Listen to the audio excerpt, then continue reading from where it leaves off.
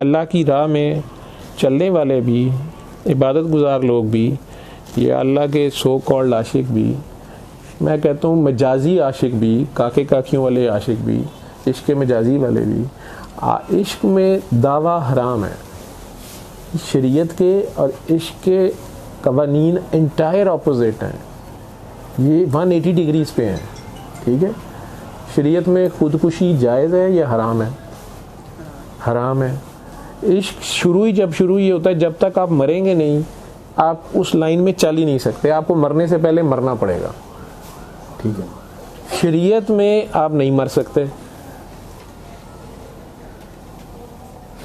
Doctor भी जितने होते हैं ये आशिक ही होते हैं, ये पागल होते हैं, ये भी शरीयत के लबक नहीं होते। ठीक है, इन पे भी शरीयत नहीं लगती। एक पीर साहब जो शरीयत, तरीक़त, हकीकत, मार्फत वाले महकमे के हैं, मुख्तलिफ स्टेप्स अपने स्टूडेंट्स को करा रहे हैं, लेकिन उनके पास उनका खूबसूरत सा मुरीद कोई आ जाए तो उन्हें बताए कि मुझे यहाँ दर्द है, वहाँ दर्द है, या काकी आ जाए या काका आ जाए, वो उसको कोई फार्मूला बताएंगे, लेकिन ये नहीं कह सकते उसको कि अच्छा आपके यहाँ पे गिल्टी है तो मुझे दिखाएं, या मेरे गले लग जाएं, या मेरे साथ खाली कमरे में चले तो मैं आपको नंगा करके देखूंगा। अब मेरी तो अल्लाह ताला ने अजीब ड्यूटी लगाई हुई है।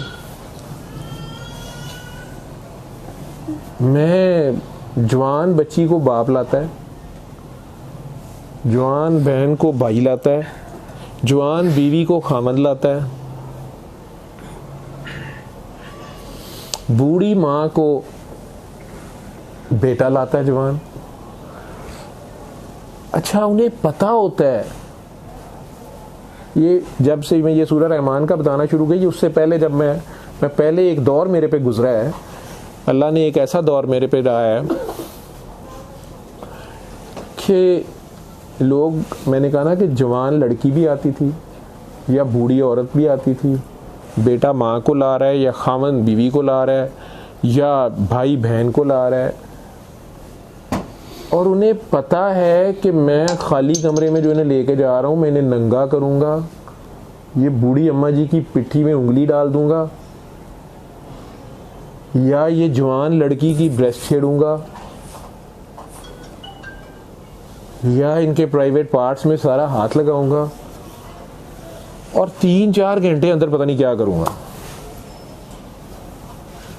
और जब मैं उनकी खातून या जवान लड़का वापस करता था तो वो लोग मुझे पैसे भी देते थे, शुक्रिया भी अदा करते थे, मेरा हाथ भी चूमते थे, और मुझे कई कई साल दुआएं भी देते रहे।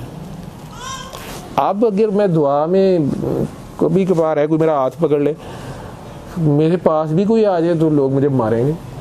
अगर मैं ये कहूँ कि मैं पीर साहब हूँ और मैं सुन्नत नबवी या शरीयत मोहम्मदी के मुताबिक कुछ कर रहा हूँ, तो मैं गैर महरम लड़की को हाथ लगा दूँ, मुझे मारेंगे सारे, या गले लगा लूँ उसको, या बूढ़ी अम्मा जी को कहूँ कि अम्मा जी अपनी पिट्ठी दिखाएं तो मारेंगे मुझे। तो पहले कैसे जायज़ था? पहले इसलिए जायज़ था कि मैं सर्जन था, तो जवान लड़की की हार्ट सर्जरी करनी है तो मैंने तो उसको नंगा करना है, उसकी ब्रेस्ट सर्जरी करनी है तो मैंने करना है, बूढ़ी अम्मा जी को बवासीर की शिकायत है तो मैंने तो इंजेक्शन लगाना है वहाँ पे। खामद अपनी बीवी लाया है, डिलीवरी केस है, उसे पता है कि मैं इसको सारा देखूंगा, और पैसे भी मिलते हैं और हमें गुनाह भी नहीं होता। हाँ, अगर हमारी सोच में, नीयत में ज़रा सी खबासत आई, घर वालों को और मरीज को चाहे पता चले ना चले, वो जो आँखों की बेईमानी को भी जानता है वो साथ होता है। तो डॉक्टर, नर्स या तबीब की जो ड्यूटी है, अल्लाह का अपना नाम तबीब है, ये बड़ी ज़िम्मेदारी की ड्यूटी है। इसी तरह जो पीर साहबान हैं या जो शिफाखाने खुले हुए हैं, रूहानी शिफाखाने या सारे, उसमें कुछ लोग जिसकी जितनी समझ है वो उस हिसाब से चल रहे हैं। असली जाली मैं नहीं बात करता, जो गरजमंद है वो बेचारा दीवाना होता है, उसको जहाँ से पता चलता है वो उधर भाग पड़ता है, उसमें तो चला जाना आता है। ये है ना कि जब आगे हमने वो मतलब प्रपोजल पेश किया तो सामने वाले मना कर दिया, उसमें आप क्या किया? सुनती जाओ। 9 साल पुराना केस लेके आई हो ना, पूरा ऑपरेशन करना पड़ेगा मुझे। अकेला आपका थोड़ा करना है, मैंने कईयों का बीच में करना है। इश्क में बिल्कुल उल्टी हिसाब है। शरीयत में तो महरम और गैर महरम है, इश्क में तो दूसरा है ही कोई नहीं, एक ही है, एक ही था, एक ही रहेगा।